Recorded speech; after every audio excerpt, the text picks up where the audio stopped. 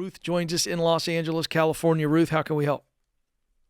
Hi. I'm calling because I'm at a life stage where I've come through a lot of transition. My husband passed away 3 years ago, and what happened over the course of time is he passed away, and in the course I took on our properties and that sort of thing. So I inherited wealth or took over the family business, that part of it. And I lost a lot, or actually like all family, friends, and I've had family try to sue me for part of his estate. And I'm in a place where I just need new friends, and I'm looking for people that have wealth and are interested in using it to reach out and make an impact and help others. But I don't know where to go for that sort of thing. Wow. Well, first of all, you've been through a lot, and yeah, that's tough. And you do need those people, and you need friends. Did I hear you say you lost your friends? Oh, yeah. Well, yeah. I mean, I lost my best friend. She died the year before my husband died. Okay. So, but also what happened is all of a sudden friends expected me to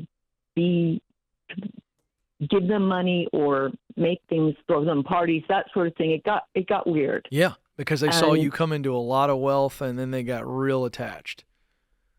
Yeah. And so, I mean, I literally had to cut basically everybody out. Wow. Sorry, Ruth. I'm sorry you've been through that, and I will tell you, though, I think you do know where these people are. So you're in the Los Angeles area. You are still running the company, I'm guessing? Yeah. Yeah, I mean, you I don't. It pretty much runs itself. Right. I'm basically retired. I don't really need to do very much. It's not and hands-on. it was that way before Gotcha. my husband Okay. passed as well. Exactly. So first thing I want you doing is I have something. I'm sorry. Here's what I want you to do. I want you to start joining some social activities where quite frankly, let's just be really honest, where other wealthy women are going to be. Because now they don't need you for anything.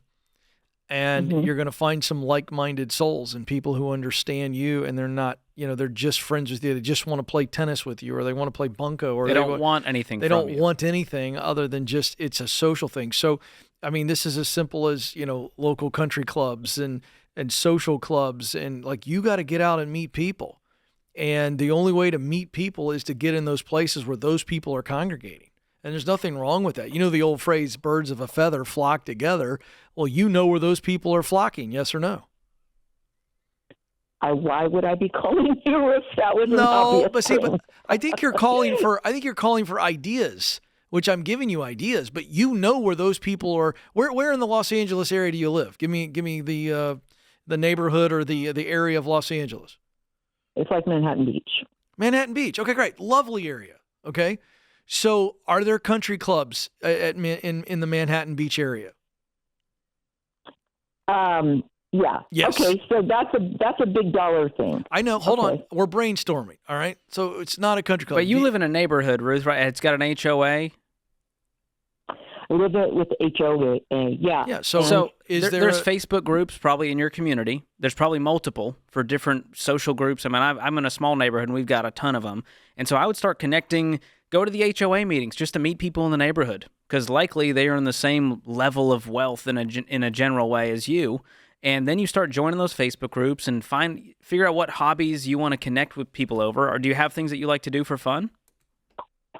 Yeah, I mean, just like what you guys were saying in the break. I mean, I love reading, I love writing, I like hiking and that sort of thing.